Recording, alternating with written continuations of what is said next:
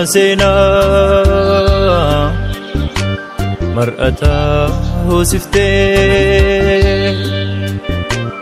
نموما دبجتي أنتيكي بوسفتي Oh بوسفتي أنتيكي بوسفتي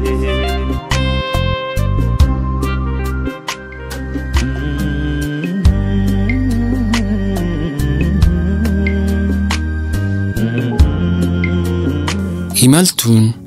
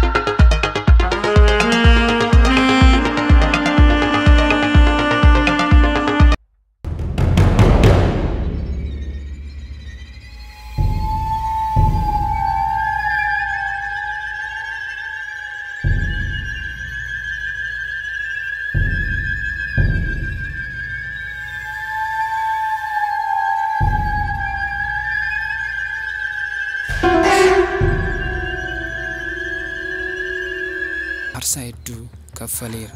Bifa koo, kabaja koo, umurii koo hunda aarsaan godha. Waan ana keessa jiru isiniif caalaa ormaaf sirriitti gale. Qabeenyi kun kan keessan qofaadha. Qabeenya kana tiksuuf aarsaa kaffaluu qabdan kaffalaa.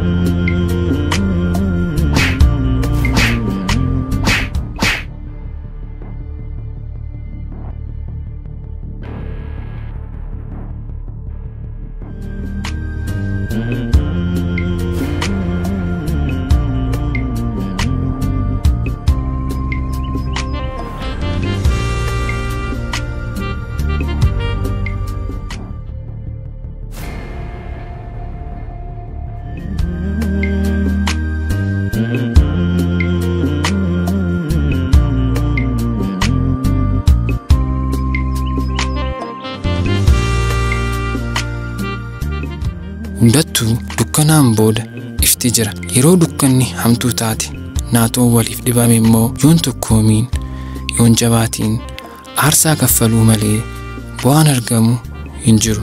Ilaamee waa'ee nagaa kan beekus kan ilaasaa hubatus isa nagaa dhabedha. Utuu namni hundi nagaaf garaa qulqulluun sana kan osoo hin jedhiin hojjetee yoo nafa gogeenyee warra addunyaaf sirna dimokiraasii gada harjoome turre.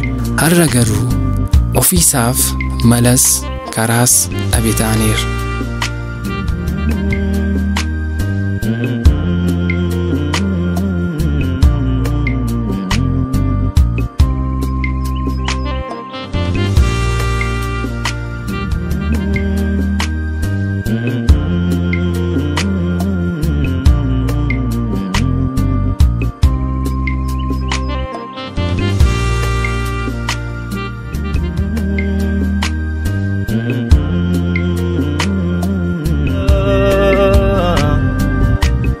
Midamala feke singafa dabenya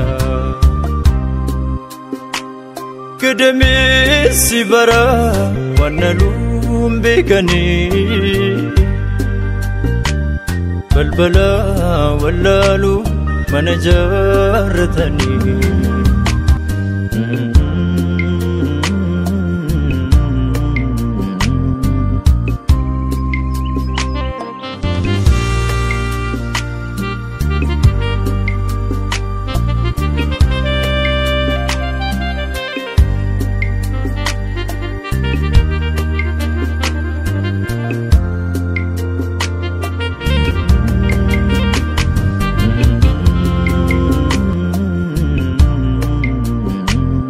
Hawwiin koo ijoolleen koo qeesaanitti boqonnaan jiraatan arguun imalli baranaa kan xumuraa akka ta'uuf gadameessi maseenaawwi barana milkii ta'innaa laata.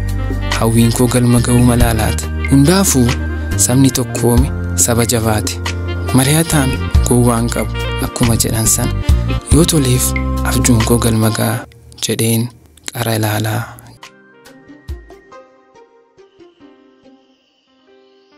imala hinnumne taate deemsi keenya miidhama lafee kee singaafa dhabeenya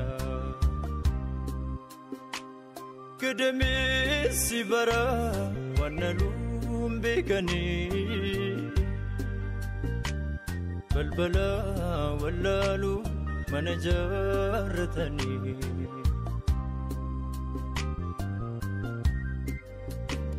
yoo jiraan wallabni cabni seenaan fayyu cabni seenaan fayyu